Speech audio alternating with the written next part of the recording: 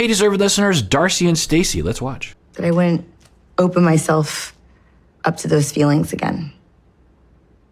It's not like make-up sex. We're not back together. We're still in the same boat. She was not intending on getting together with him physically, but that's what happened. They didn't show us the lead up to that, but it happens. It's a common thing, and the common wisdom about this is to avoid it. And there are reasons why you probably should. You don't want to lead him on. You don't want to prolong the inevitable. But as I always say, breakups are messy. Relationships are messy, particularly breakups. And these things happen sometimes.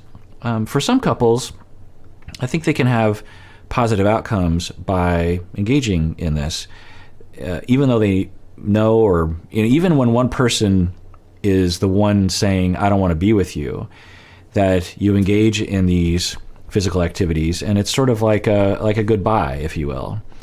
And because what people will say is, well, but you're causing more problems, you're prolonging problems, but the problems will prolong anyway. The grief and the pain and the discomfort and the regret, those will happen anyway.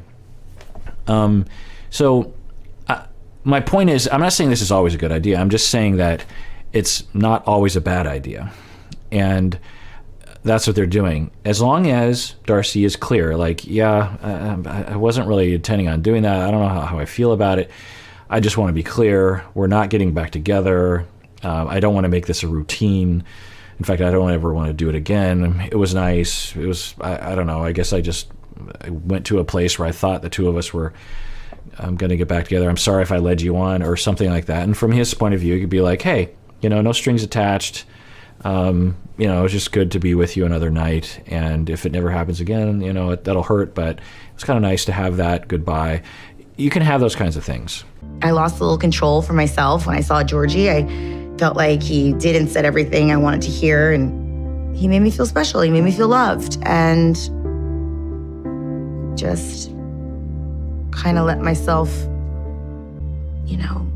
be open to that. So is she ambivalent, truly? Is she open? Maybe I think that's possible.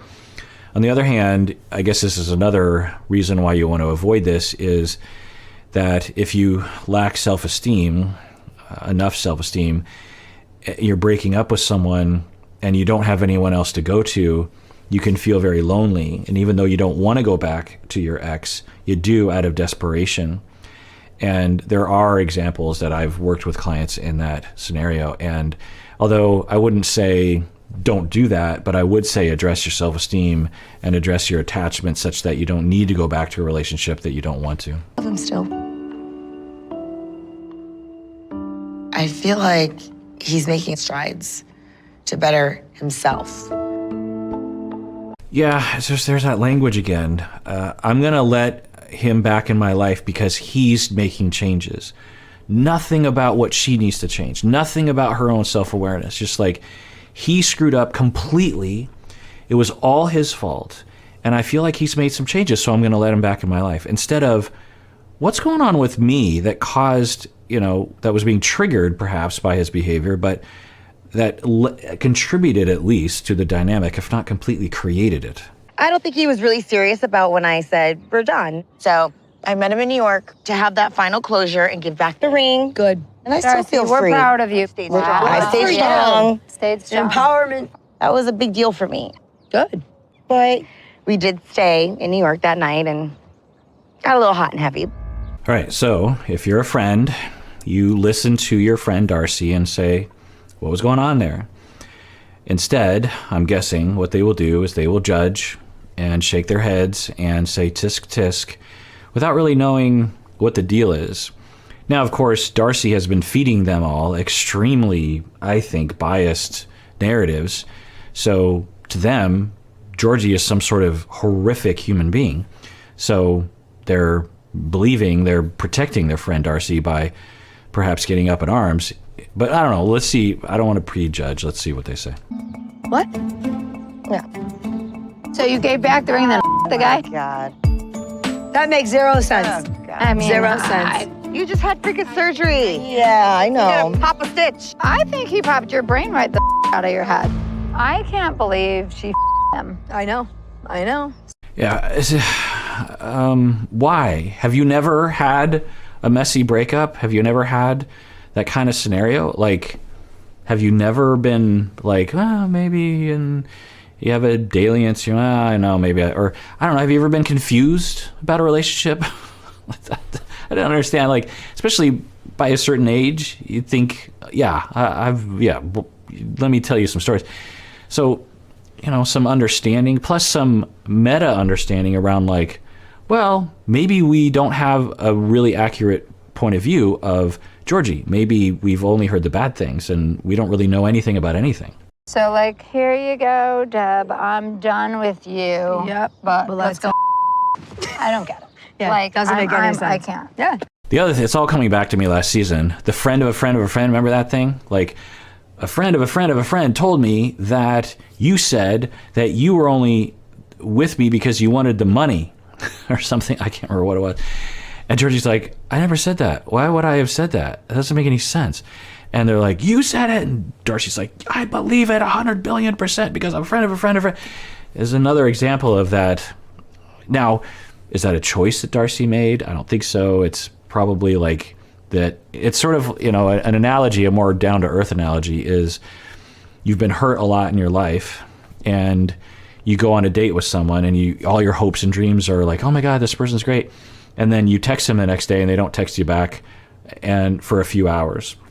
And those few hours you're like, there we go again, another a-hole that just uses me. And, because all those, even though it's not really what's happening, they text you back. They're, oh, I was at work. How you doing? And you're like, oh, what was going on? So was that what was going on with Darcey, where she hears a friend of a friend of a friend say something like, there it is again, it's happening again, when it's not actually happening? He wants to work it out between us. I just don't want to move fast. I'm still staying my ground. We're not engaged. We're not even an official couple. What changes though? Darcey. What changes? What? How many times have you been on this same freaking roller coaster? You're repeating patterns over and over again. This is... Yes, you are repeating patterns. You are on the same roller coaster. That's an accurate observation in terms of what we've seen. Why have you been repeating those patterns? Their conclusion is it's because you don't have self-respect and you don't break up as soon as there's any kind of a distortion in your head. I think that's what they believe. It's like, and so that lends itself to an idea that Darcey and Stacey, maybe all four of them, have been in relationships that went way too long, maybe even abusive relationships that went way too long, and they should have left way earlier. And in those situations, it was accurate. But they keep applying the same model to, and Jesse, you could argue, was emotionally abusive. Tom, there was a little bit of verbal abuse there at the end, but that was after the relationship had ended. Not okay. But there were moments when Tom was pretty harsh with her. So, okay, but Georgie? But then there were some moments that they showed us where Georgie was hostile, but I wouldn't put it anything close to Tom and Jesse and possibly what other. So what's the pattern? What I would, if I were there, I'd be like, yes, Stacey, you're right. She does repeat the same pattern. Let's ask ourselves why. Why is that happening? Let's explore that. Why does Darcey have the same pattern over and over and over again? Is it all the men she's dated, or is it the one commonality that's true to all those situations, Darcey's psychology? Gotta stop. Darcey, you really you can't get out of your own way with this guy. You just want to love her and help her and support her, but Darcey's going to do what Darcey wants to do, and that's fine. But then she comes back and she's like, help, help, help. She cries, she gets upset. See, this is what I was talking about earlier, that's that feeling that you have when you're with a friend that seems to be self-destructing. I don't know if Darcey is, but it's your feeling. You're like, oh, I'm going to have to listen to this. I'm going to have to listen to the complaining and be there to support, and watching this person purposely choose a lifestyle that hurts them. You're entitled to those feelings, but I don't think that makes it okay to berate someone for doing what they're doing. But you can say to someone, look, oh, if you're going back to this relationship, I have to tell you, like, that's going to take a toll on me and our relationship, because I was really looking forward to not talking about him anymore. And to hear about him, to think about, I'm going to hear about him all over again. I mean, I'm your friend and I love you, but I just have to say, like, that impacts me. You're free to do what you want to with your relationships, but I'm just telling you, like, how I'm processing this in this moment. That's okay, I think. But to say, what's wrong with you? You're an idiot. You know, that's the vibe that they're giving. You know, And it hurts us. It bothers us. You're just hurting yourself. Yeah. But when you're hurting yourself, you're hurting everybody around you too. We can't take it anymore. How know- can you? While I do not resonate with the narratives that I think they're operating from, and I don't know anything about anything because I'm not in their life. They know a billion times more about Georgie than I do. But in terms of what we saw on the show, I don't understand what's the problem. If I were their friends, I'd be like, you got back together with Georgie? Great. The guy who takes responsibility for his feelings, the guy who's super nice to you, the guy who, when the two of you have a fight, he's the one who initiates an apology and initiates a good conversation. The guy who's always been kind to you and listens to you and doesn't create any drama around, like, yeah, that sounds great. Anyway, but if you're operating from a place of there's something terribly wrong, and maybe there is with Georgie, then what they're saying is fair. They're just like, you doing this affects all of us, which is what I was saying earlier, right? You can say that. You could be like, you doing this is going to affect me because it's going to make me sad for you. It's going to make me worry for you. It's going to make me, when we talk about things, it's going to be hard for me to be excited for you because I think you're making a bad choice. You know, you can have those conversations, and so I think they're kind of getting to it. But I wish they would spend a little bit more time asking Darcey, like, well, what are you thinking? Because you know Georgie a lot better than we do, so maybe we don't have an accurate point of view in terms of Georgie. My friends have seen me do this over and over again, and I understand. They're frustrated because I would be too. And I will take the accountability for the things that I feel like I've let happen and the things that I've done. But I've changed since my... So she tends to say, it's frustrating because I have hopes for Darcey, but she says these phrases that sound good, but then where's the substance? So she says, I take accountability. What are you taking accountability for? I don't, you know, because I don't hear, you know, taking accountability for Darcey would look like, I'm kind of weird. Like, when it comes to relationships, one day I'm like this and the next day I'm like that. And I have a lot of emotions that are hard to sift through sometimes, and I get distorted at times, and I overreact, and then I pump my friends full of all this negative information, which probably isn't fair to them, because then they hate Georgie, and then they're compelled to make me break up with him because of all the negativity I've told them. And they don't really know Georgie. And yeah, I've been putting them through a lot because of the ups and downs of my relationships, and I feel bad for it.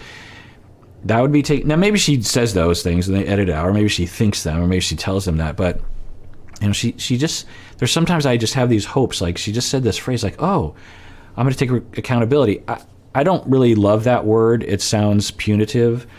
I think a more healthy word is, I'm going to take care of myself enough to acknowledge that I have vulnerabilities and biases and wounds or something. You know, accountability sounds like you need to be accountable for your actions, and it just doesn't usually apply to these situations.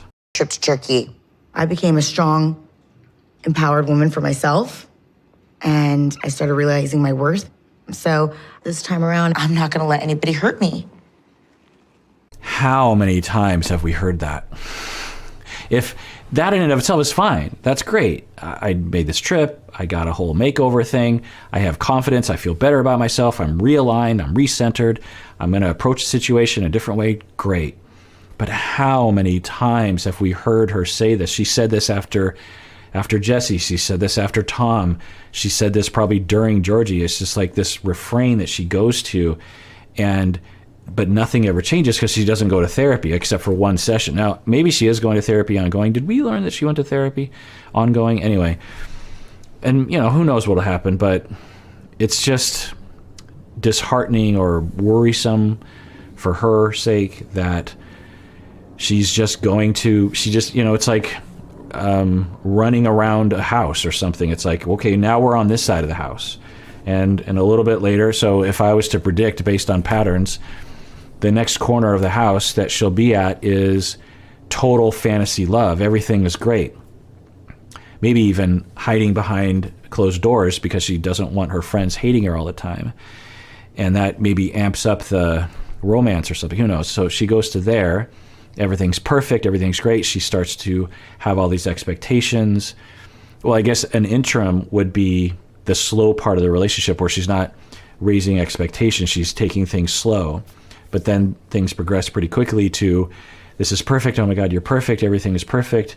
And then you run into your first problem, which happens in relationships. And then everything comes crashing down. She has two modes in that mode. She either becomes completely, she has a complete meltdown where she's crying like, this is never going to work. I'm a terrible person. No one's ever going to love me. And, just imagine that the next fight you get into with your partner, even if it's just a minor one, if you just fall through the floor, like it's going to be hard to deal with. Now, it's not a choice that you make, therapy to recover and heal from those things. But anyway, so there's that mode, or he's a toxic, gaslighting a-hole. Those are the two modes. Instead of, what are we doing to each other? What assumption am I making? What assumptions are you making? How do we look at this? It's never that. It's always, I'm completely worthless or he's completely worthless. It's black and white. Then the process of aggravating the relationship where she starts to poke at him, there's tension, and then a breakup. And then there's the, trip and the makeover, and then I'm alone, I'm empowered, sucking back into Georgie or someone else. Like, am I describing the cycle? Let me know in the comments. Does this make sense to you? Do I have at least from what we've seen, God knows what's really happening behind the scenes, but in terms of what we've seen, is that an accurate depiction of the cycle? Like I did in the past. This is just so goddamn crazy that I don't. Oh, and I forgot about that final step before starting the cycle over again is empowerment. I'm better than that. Me and Stacey and my friends, women power, which is great. But it doesn't seem to really be in that sense. That's not the issue. The issue with Georgie isn't that you didn't have women power. The issue is that you didn't go to couples therapy. I don't even know what to say anymore. I can't. This is too much. Darce, can I have a hug? I love you. But right now, in this moment, guys, I can't do it anymore. I can't. Sorry. You gotta figure this out. Yeah, it's disappointing. I mean, it'd be nicer, I think, if the friends would just be like, well, we love you and we're here for you. And if things happen, I might have to draw some boundaries around you talking about, if you want to come to me and complain about Georgie, I don't know if I can hear it anymore, honestly. You could say stuff like that. Maybe that's essentially what they're saying. Bye, Stace. Bye, guys. It's just a mess. Love you, Raina. Love you. Figure it out, bitch. All right, well, that does it for that episode. I guess we'll see what happens next week. I suspect that Georgie isn't over, right? So I guess we'll have that to say. All right, well, that does it for that episode of Psychology in Seattle. Everyone out there, please take care of yourself because you deserve it. You really, really do.